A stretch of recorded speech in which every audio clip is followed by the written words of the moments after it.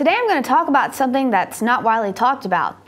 I'm going to venture into the idea that in our society right now, white males are one of the largest groups being discriminated against.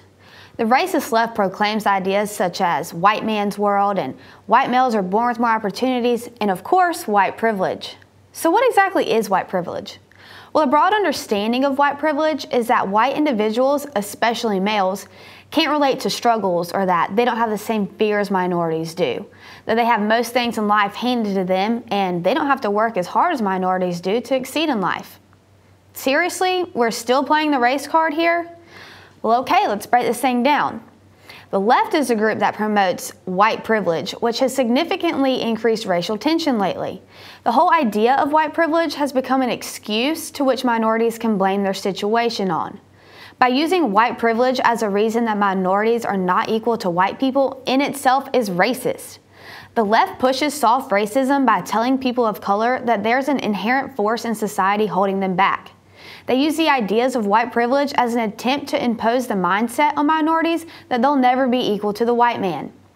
White privilege should be a slap in the face to minorities because it's the left's way of claiming that they aren't smart enough or capable enough to be as successful as white men, that the color of their skin is always going to hold them back. But how exactly do you measure white privilege? Does someone who is half white only experience 50% of white privilege? Or does white privilege not apply to people of mixed ethnicities?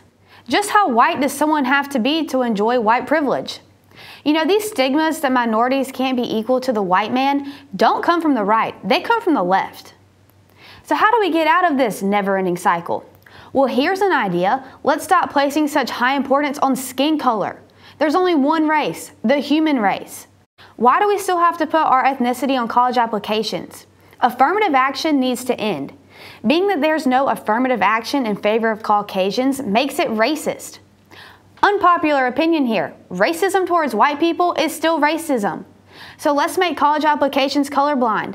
Let's make acceptance based off merit rather than pigment. The argument that because minorities were oppressed in the past, they deserve special treatment now, just places us in a never-ending cycle of oppression against the white man. To quote Dr. Martin Luther King, "I look to a day when people will not be judged by the color of their skin, but by the content of their character. And as a white female, I do too. Don't assume that because of the color of my skin, I've been privileged my whole life, or that I'm succeeding in life simply because I'm white. Honestly, it's 2018. Let's stop blaming things on skin color. We're better than that."